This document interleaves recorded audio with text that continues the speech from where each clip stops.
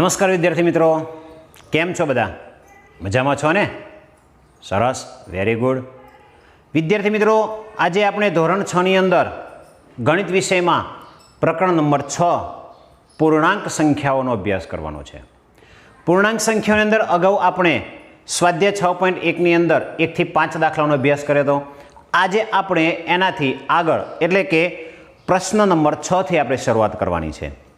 તો વિદ્યાર્થી મિત્રો, પ્રશ્ન નંબર 6 એવો છે કે નીચેની દરેક જોડીમાં સંખ્યા રેખા પર કઈ સંખ્યા બીજી સંખ્યાની જમણી બાજુએ આવેલી હોય. વિદ્યાર્થી મિત્રો, આની અંદર આપણે જવાબ જ્યારે આવો પૂછે કે ભાઈ કઈ સંખ્યાની જમણી બાજુએ છે કે ડાબી બાજુએ છે એ નક્કી કરવી હોય તો સૌથી પહેલાં આપણે વિચારવું પડે કે ભાઈ સંખ્યા રેખા પર જમણી બાજુએ કેવી પ્રકારની સંખ્યાઓ આવે. તો આપણે કહીએ કે ભાઈ જમણી બાજુએ મોટી સંખ્યાઓ આવે, બરાબર ને? જેમ જમણી બાજુ જઈએ એમ સંખ્યાઓ કેવી થતી જાય? મોટી થતી જાય. અને ડાબી બાજુ જઈએ એમ સંખ્યાઓ નાની થતી જાય. તો આપણને જમણી બાજુ એ કઈ સંખ્યા છે એ આપણને પ્રશ્ન પૂછ્યો છે કે ભાઈ કઈ સંખ્યા છે એ બીજી સંખ્યા કરતાં જમણી બાજુએ છે. તો જે મોટી સંખ્યા હશે એ જમણી બાજુએ થાય અને જે નાની સંખ્યા હશે એ ડાબી બાજુએ થશે, બરાબર ને? તો આમાંથી આપણે મોટી સંખ્યા શોધવાની છે, બરાબર? આપેલી સંખ્યા છે એમાં એમ કીધું છે કે અહીંયા જોઈએ કે ભાઈ આ બે સંખ્યાઓ આપી છે, તો આ બે સંખ્યાઓમાં કઈ સંખ્યા છે એ જમણી બાજુએ હશે કઈ સંખ્યા કરતાં, એવું કીધું છે કે કઈ સંખ્યા બીજી સંખ્યાની જમણી બાજુએ છે. તો આની અંદર તમે જોશો તો 9 એ મોટી છે, તો 9 એ જમણી બાજુએ હશે કોનાથી? 2 થી. તો આપણે લખી શકીએ કે 9 એ 2 ની જમણી બાજુએ આવેલી, બરાબર ને? આપણે 9 એ 2 ની જમણી બાજુએ આવેલી છે.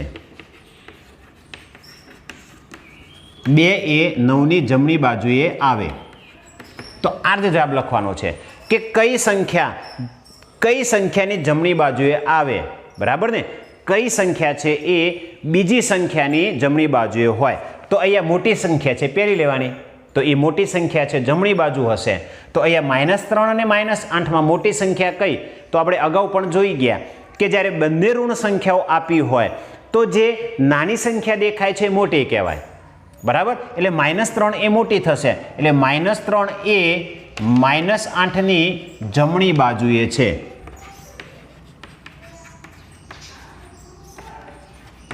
બરાબર? એ જ રીતે 0 ને -1 માં મોટી સંખ્યા કઈ? તો તમને એમ થાય કે સાહેબ 0 છે તો નાની સંખ્યા, પણ અહીંયા -1 છે તો 0 થી જે માઇનસ એટલે કે ડાબી બાજુ નાની સંખ્યા થશે, જમણી બાજુ જે મોટી થશે. તો મોટી સંખ્યા કઈ થશે? 0 છે, તો 0 એ -1 ની જમણી બાજુએ આવે.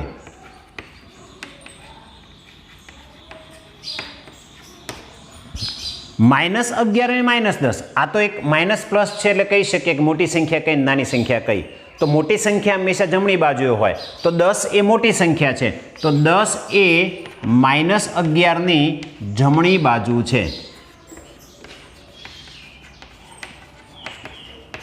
એ જ રીતે -6 અને -6 આપેલા છે, તો આ પણ બંને ઋણ અને ધન છે, માટે 6 એ મોટી સંખ્યા થશે, એટલે જમણી બાજુ 6 એ -6 ની જમણી બાજુ છે. એ જ રીતે 1 અને -100 આપ્યા છે, એટલે આપણે એમ થાય કે તો 100 આપ્યા છે, 100 તો 1 કરતાં મોટા હોય, પણ અહીંયા માઇનસ છે એટલે માઇનસ એ સંખ્યા નાની થશે તો 1 મોટી થશે. તો 1 એ -100 ની જમણી બાજુએ છે.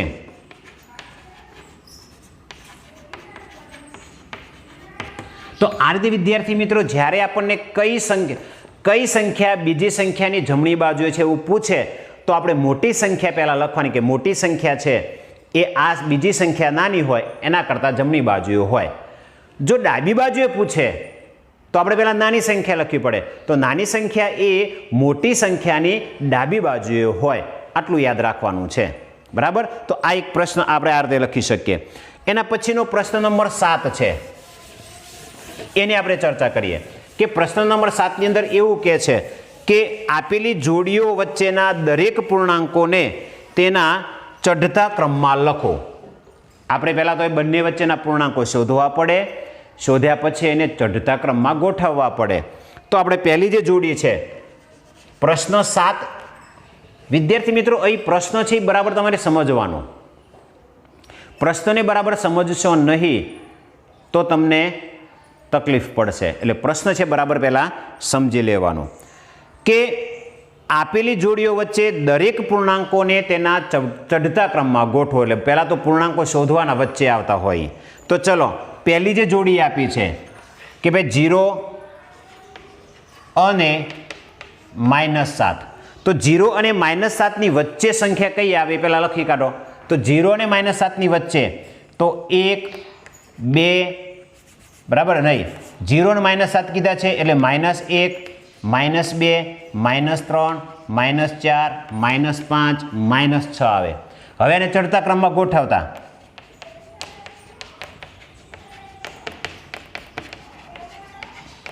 તો ચડતા ક્રમમાં ગોઠવવાના એટલે પહેલાં સૌથી નાની સંખ્યા લેવાની, એનાથી મોટી લેવાની, એનાથી મોટી લેવાની. તો અહીંયા માઇનસ સંખ્યાઓ છે તો સૌથી નાની સંખ્યા કઈ થશે? -6 -5 -4 -3 -2 અને -1. આ એનો ચડતો ક્રમ થઈ ગયો. તો વિદ્યાર્થી મિત્રો સૌથી પહેલાં એની વચ્ચેની સંખ્યાઓ શોધો, પછી એને ચડતા ક્રમમાં ગોઠવો.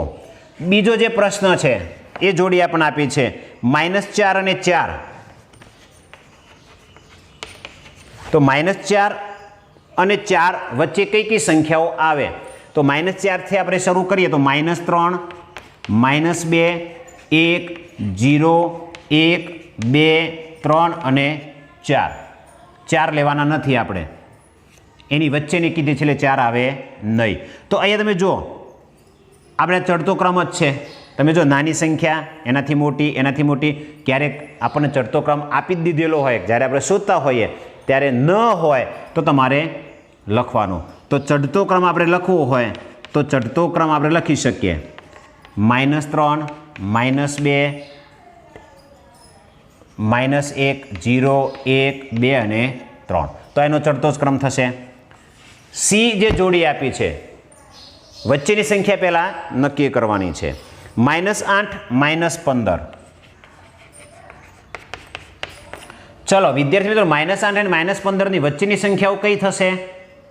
તો વિચારવાનું છે કે -8 થી લઈને -15 સુધી જવાનું છે. તો -8 અને -15 લેવાના નથી, એ સિવાયની એની વચ્ચેની સંખ્યાઓ. તો -8 પછી શું આવશે?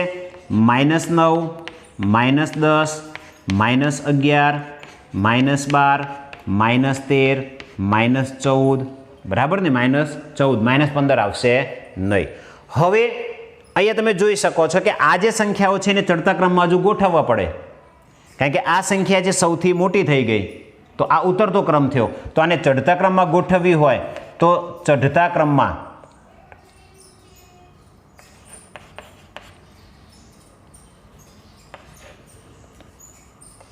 આપણે ચડતા ક્રમમાં ગોઠવતા. તો ચડતો ક્રમ કયો થશે વિચારવાની અંદર? તો ચડતો ક્રમમાં સૌથી પહેલા -14 -13 -12 -11 -10 -9 બરાબર ને? તો આ એનો શું થઈ ગયો? ચડતો ક્રમ. આ નાની સંખ્યા એનાથી મોટી, એનાથી મોટી, મોટી, મોટી ને મોટી, એ રીતે મોટી સંખ્યા તરફ જઈએ એટલે આપણને ચડતો ક્રમ મળે. તો આ રીતે તમે ચોથો દાખલો છે તમારી જાતે ગણવાનો છે હવે. બરાબર? તો ખ્યાલ આવી ગયો તમને કે આપણે સંખ્યાઓ લખી પછી એને ચડતા ક્રમમાં ગોઠવવાની છે. તો વચ્ચેની સંખ્યાઓ આ રીતે આપણે લખી શકાય. એના પછીનો જે દાખલો છે પ્રશ્ન નંબર 8 એ આપણે જોઈએ. તો પ્રશ્ન નંબર 8 ની અંદર એવું કહે છે કે પહેલો પ્રશ્ન એવો છે કે -20 થી મોટી, -20 થી મોટી 4 ઋણ પૂર્ણાંક લખો.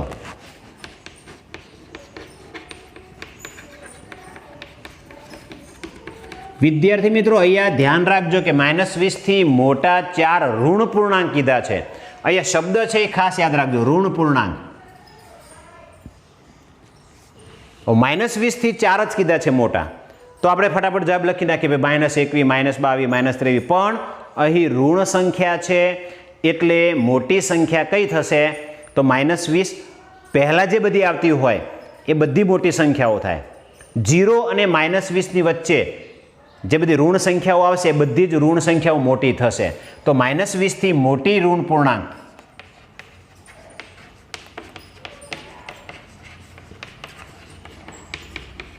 તો -20 થી મોટા તો -19 મોટો થાય.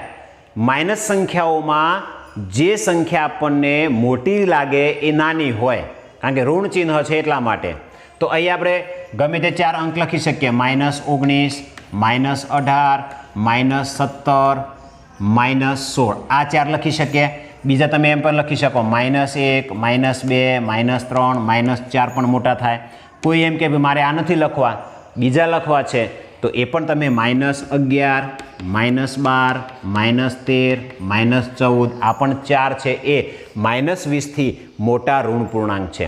તો ઋણ પૂર્ણાંકની અંદર ખાસ યાદ રાખવાનું, આપણે ઊંધા જવાનું છે.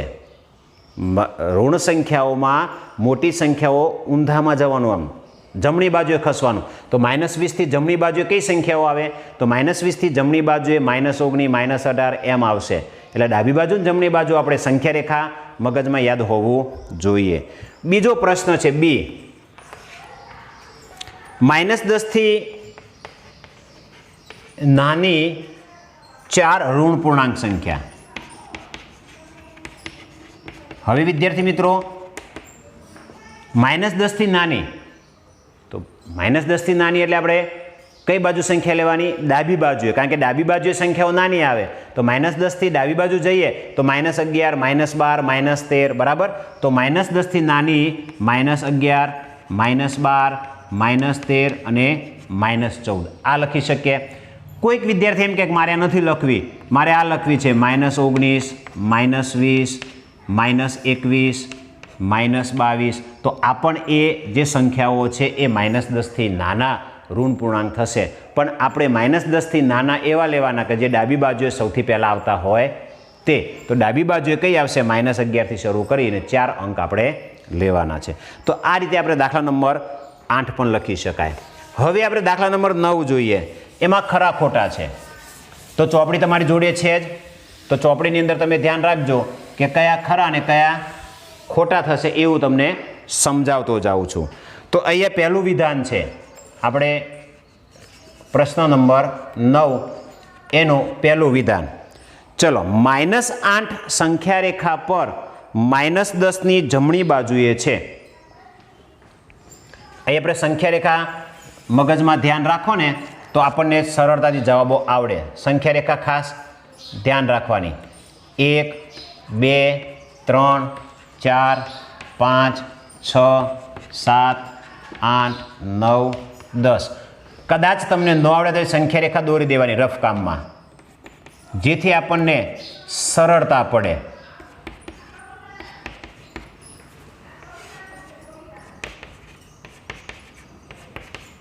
ચલો, પહેલો પ્રશ્ન છે કે -8 સંખ્યા રેખા પર 10ની જમણી બાજુએ છે. -8 છે એ -10ની કઈ બાજુ કહેવાય? જમણી બાજુ કહેવાય, બરાબર ને?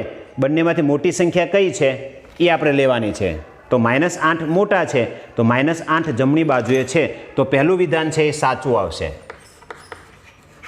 કે ભાઈ -8 એ સંખ્યા રેખા પર -10ની જમણી બાજુએ છે. જો -10ની જમણી બાજુએ છે -8, માટે આપણે જમણી બાજુએ છે તે સાચું કહેવાય. એટલે સંખ્યા રેખા છે એ મગજની અંદર ફિટ કરી દેવાની વિદ્યાર્થી મિત્રો, કે 0 વચ્ચે આવશે, જમણી બાજુએ ધન સંખ્યાઓ આવશે, ડાબી બાજુએ ઋણ સંખ્યાઓ આવે. કોઈ પણ સંખ્યાથી જમણી બાજુ તરફ જઈએ ત્યારે મોટી સંખ્યાઓ થશે.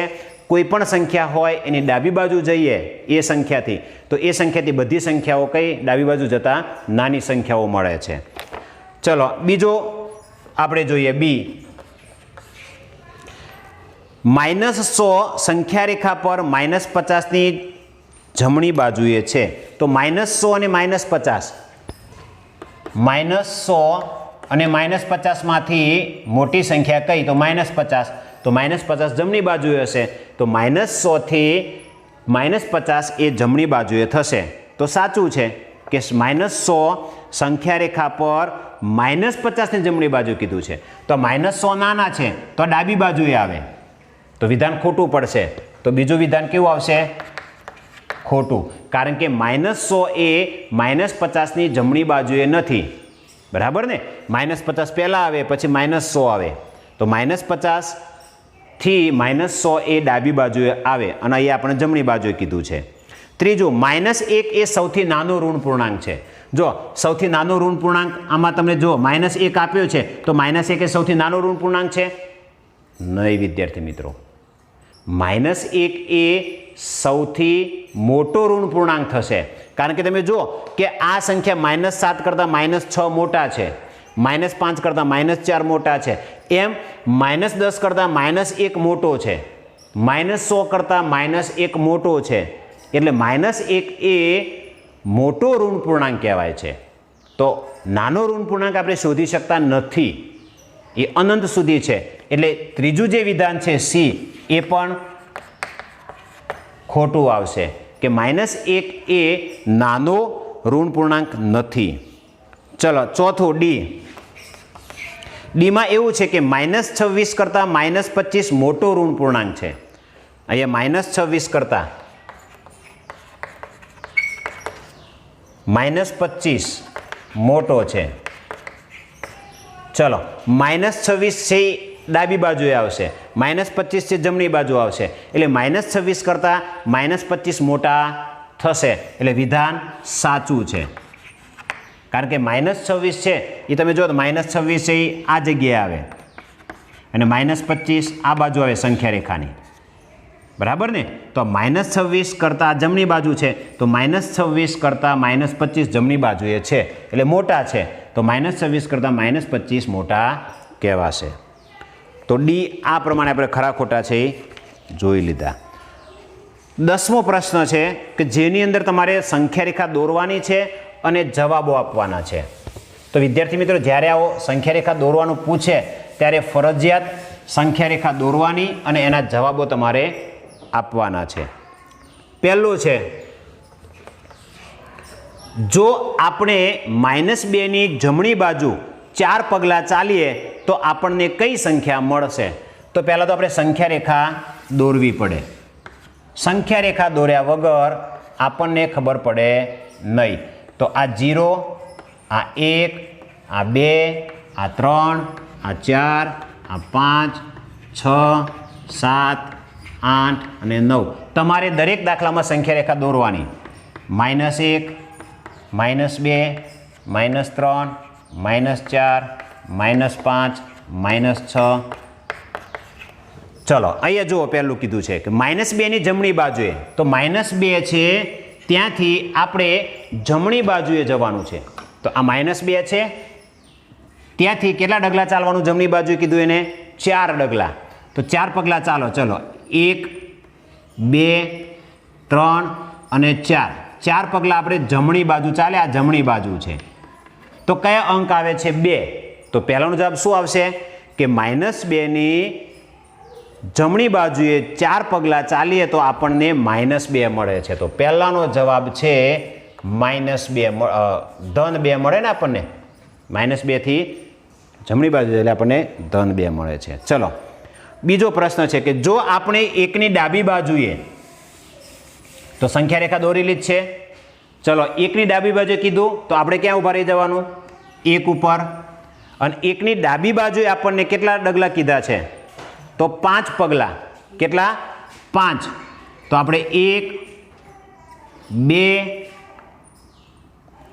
3 4 અને 5 ડાબી બાજુ કીધું છે આ ડાબી બાજુ થઈ ગયું તો 1 થી ડાબી બાજુ 5 પગલાં ચાલીએ તો આપણને કઈ સંખ્યા મળે છે -4 બરાબર તો બી છે એમાં જાવ આપણને -4 મળશે તો વિદ્યાર્થી મિત્રો આ રીતે સંખ્યા રેખા દોરી અને આપણે જે કીધું છે ત્યાંથી ઊભા રહી અને જે બાજુ કીધું એ બાજુ આપણે ખસવાનું છે ચલો સી જોઈએ કે સંખ્યા રેખા પર -8 પર હોઈએ ચલો -8 ઉપર હોઈએ આપણે ચલો પહેલાં -8 ઉપર કીધું છે એને તો -8 ઉપર આપણે ઊભા થઈ જાઓ -8 ઉપર હોઈએ તો -13 પર પહોંચવા માટે કઈ દિશામાં ચાલવું પડે? તો -13 ક્યાં આવશે વિદ્યાર્થી મિત્રો?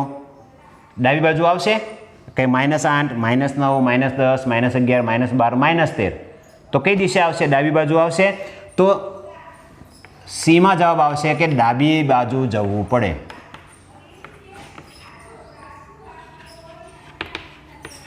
બરાબર ને? કઈ બાજુ જવું પડે? ડાબી બાજુએ જવું પડે. જો આપણે સંખ્યા રેખા પર -6 પર હોઈએ, ચલો એના પછીનો દાખલો છે, -6 પર ઊભા થઈ ગયા તો -1 પર પહોંચવા કઈ દિશામાં ચાલવું પડે? તો -1 બાજુ કઈ છે? આ દિશા છે. તો -1 બાજુ જવા માટે કઈ દિશા થઈ? જમણી બાજુ, જમણી દિશા. તો ડીમાં શું આવશે? જમણી બાજુ ચાલવું પડે. તો સંખ્યા રેખા દોરીએ તો આપણને તરત ખબર પડે કે કઈ દિશામાં જવું પડે. ખાસ યાદ રાખવાનું કે આ જે દિશા છે, આપણો જે હાથ હોય, તમે આમ ઊભા છો તો આ બાજુ છે જમણી બાજુ કહેવાય અને આ બાજુ છે એ ડાબી બાજુ કહેવાય. જમણી બાજુએ મોટી સંખ્યાઓ મળે છે, ડાબી બાજુએ જતા નાની સંખ્યાઓ મળે છે. એટલે આપણે ખાસ આ યાદ રાખજો. જમણી બાજુએ ધન સંખ્યાઓ દર્શાવવામાં આવે છે જીરોની ડાબી બાજુએ ઋણ સંખ્યાઓ દર્શાવવામાં આવે છે. તો આ રીતે વિદ્યાર્થી મિત્રો આપણો જે સ્વાધ્યાય છે અહીં પૂર્ણ થાય છે. હવે તમે જાતે દાખલા ગણી શકશો. તમને ખ્યાલ આવી ગયો હશે કે કેવી રીતે પરીક્ષામાં પણ આવા દાખલા પૂછાય તો કેવી રીતે ગણી શકીએ એ ખ્યાલ આવી ગયો હશે. Thank you.